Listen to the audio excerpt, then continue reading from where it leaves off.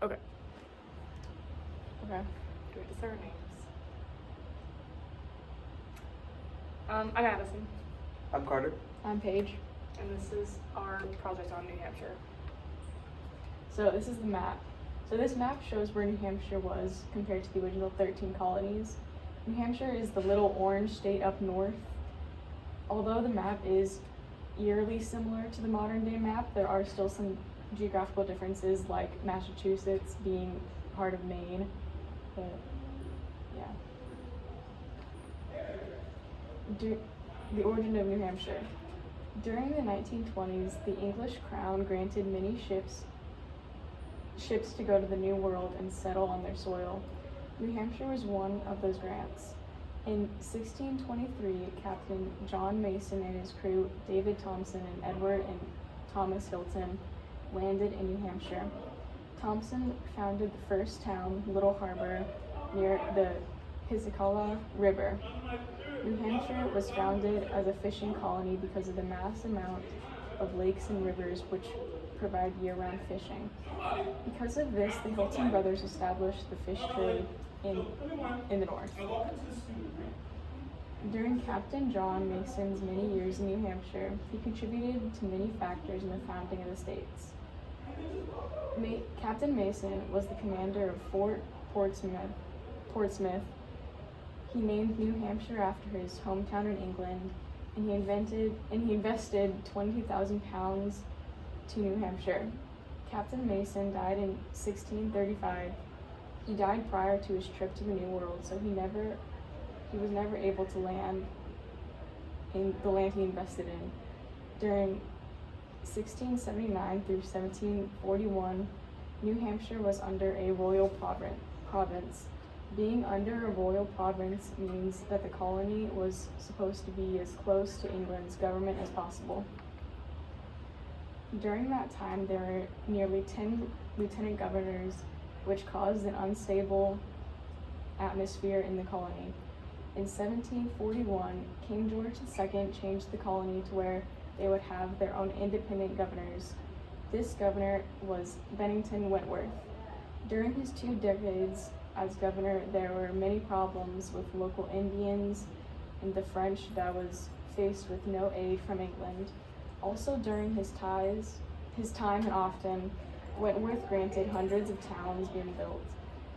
When Bennington Wentworth died in 1770, his nephew took over his role as governor.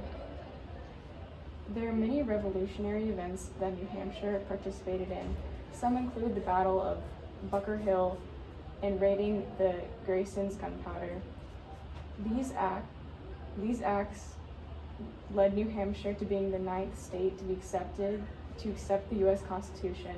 New Hampshire was also the first state to declare independence from England and create their own constitution defying England rule.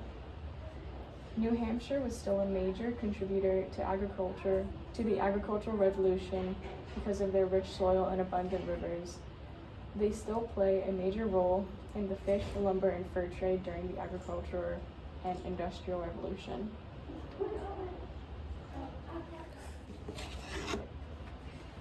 This is education. New England had very similar education across all northern colonies, and it was mostly religion-based. Different objectives were in place for boys and girls. So boys were given more of an opportunity than girls to learn basic knowledge, schooling, and they also participated in apprenticeships for 3 to 10 years to learn practical life skills. Girls had more of a household-oriented experience, just being taught stuff that would run a household effectively. Schools taught reading, writing, spelling, basic math, and a good amount of religion-based teaching. So this is a picture of a common classroom. It's kind of cramped.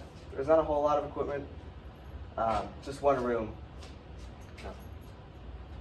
It's more about education. Children use things like primers and hornbooks to learn in place of textbooks.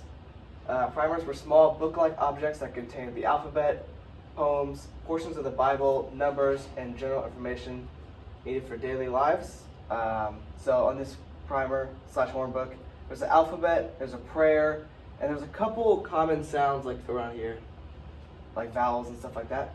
So, Dartmouth University was one of the first colleges. Sorry. Dartmouth University was one of the first colleges founded in New Hampshire in 1769 and is credited with assisting the education and instruction of the youth and of the Indian tribes in England. According to Dartmouth College's official website, that's it. Even though in the current day it boasts recognition from 70 different Indian tribes, in the colonial days, they didn't really do anything to carry out their supposed support for the Indian people. There was a surprising amount of jobs available to the colonial people of New Hampshire, but most of them really were just about farming and basic market jobs. Some examples include blacksmiths, tailors, wagoners, barber surgeons, fishmongers, and many more.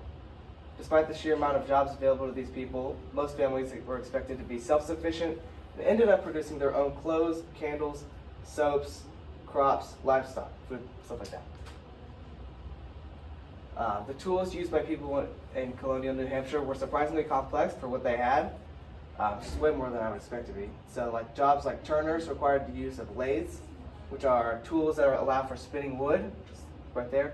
And then barber surgeons also had a lot of tools. They had surgical tools, and yeah, they would cut the hair and perform surgery. For religion, New Hampshire was founded by Puritans who held the ideals of Congregationalism. Congregationalism is a Protestant denomination originating in England that highlights the independence of each individual church. Authorities and members of the congregation in this denomination are not required to submit any external human figure. The views expressed through Congregationalism share the overall message that God is the only head of the church and not humans. Congregationalism was the dominant religion in New Hampshire for a while, but smaller variants like Quakers, the Society of Friends, existed as well. These minor groups were not particularly noticeable until after the Revolution. New sects start to emerge around 1780, and some of these include the Free Will Baptist, Methodist, and the Congregation of Christian Connection.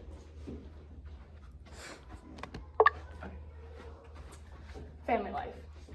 Families in colonial New Hampshire were usually very large, containing close and distant relatives along with immediate family.